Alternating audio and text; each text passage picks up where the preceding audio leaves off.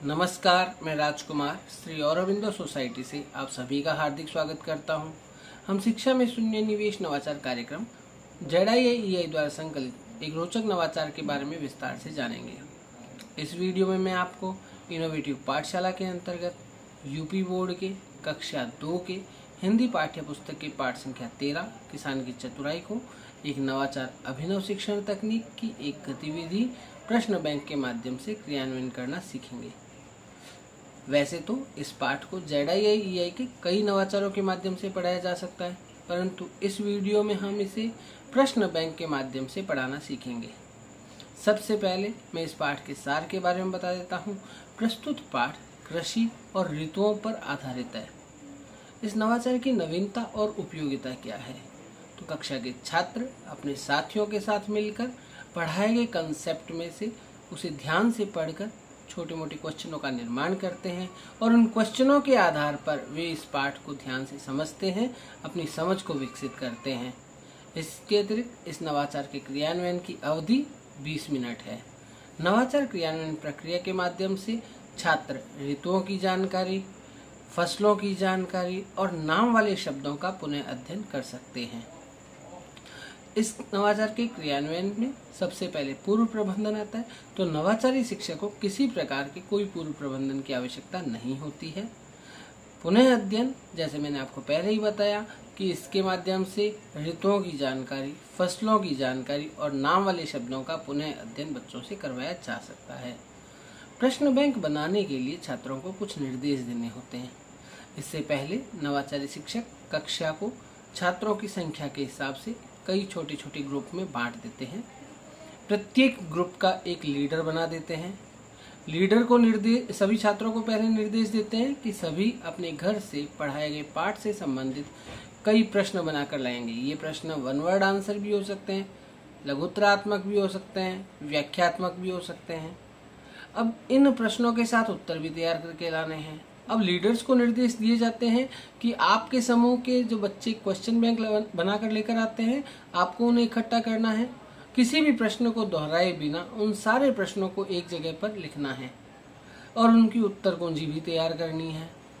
उसके पश्चात आप सारे लीडर्स इन क्वेश्चन बैंक को एक दूसरे के साथ आदान प्रदान करेंगे और अंत में ऐसा क्वेश्चन बैंक बनेगा जिसमें कक्षा के सभी छात्रों के प्रश्न होंगे, परंतु किसी भी क्वेश्चन को दोबारा नहीं लिखा जाएगा।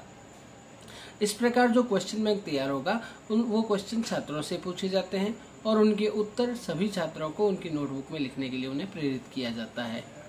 मैं आपको अगर उदाहरण के माध्यम से समझाऊं तो छात्रों ने प्रश्न तैयार किए हैं कि प्रस्तुत पाठ में किसान कैसा है? तो इसका सीधा जवाब है चतुर है।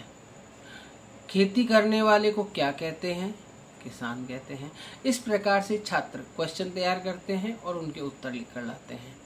इस नवाचार के क्रियान्वयन से कई सीखने के प्रतिफल प्राप्त होते हैं, जैसे कि विविध उद्देश्यों के माध्यम से छात्र अपनी भाषा में या विद्यालय की भाषा में एक दूसरे से चर्चा करते हैं, वाद विवाद करते हैं, अपने तथ्य रखते हैं, एक दूसरे के साथ में तर्क वितर्क करके वे कुछ नया सीखते हैं। कही जा रही बात को, कहानी को ध्यान से सुनते हैं और उस पर अपनी प्रतिक्रिया व्यक्त करते हैं। अपनी कल्पना से कहानी बनाते हैं, कविता सुनाते हैं और आगे बढ़ते हैं। इसी प्रकार वे कहानी कविता बनाने के साथ साथ हिंदी वर्णमाला के अक्षरों की पहचान करते हैं, उनकी ध्वनियों को पहचानते हैं, समान ध्वनियों वाले जो शब्द होते हैं उनकी पहचान करना सीखते हैं। अपने अनुभवों से उनमें आत्मविश्वास का विकास होता है। इस नवाचार के क्रियान्वयन को करते समय कई बातें ध्यान में रखी गई है, जैसे प्रस्तुत पाठ को अक्टूबर माह में पढ़ाया जाना चाहिए। साथ ही साथ शिक्षक को यह सुनिश्चित करना चाहिए कि कक्षा के सभी छात्र इसमें हिस्सा लें। सभी छात्र अपनी नोटबुक में इन प्रश्नों को और उनके उत्तर को नोट करें।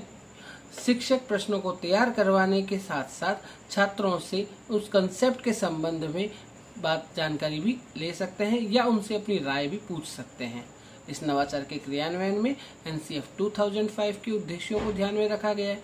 PTR अनुपात को ध्यान में रखते हुए इस नवाचार के क्रियान्वयन अवधि को निर्धारित किया गया है। विशेष आवश्यकता वाले बच्चों को इस नवाचार से लाभ प्राप्त होता है।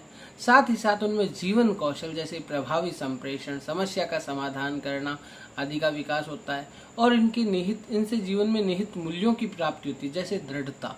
बच्चे दृढ़ होकर किसी कार्य को करने के लिए प्रेरित होते हैं। हम आशा करते हैं आपको यह गतिविधि अच्छी लगी होगी। आप भी उक्त चैप्टर को इसी नवाचार के माध्यम से अपने विद्यालय में क्रियान्वित करेंगे। हम इस प्रकार के दिलचस्प नवाचार आप तक लाते रहेंगे। आपसे अनुरोध है, आप हमारे YouTube चैनल ZIIEI को सब्सक्राइब करें। यदि ये वीडियो आप फेसबुक पर देख रहे हैं, हमारे फेसबुक पेज को लाइक करें। नीचे दिए गए लिंक पर क्लिक करके आप इनोवेटिव पाठशाला ऐप को इंस्टॉल कर सकते हैं। इस वीडियो को देखने और लाइक करने के लिए आपका बहुत बहुत धन्यवाद।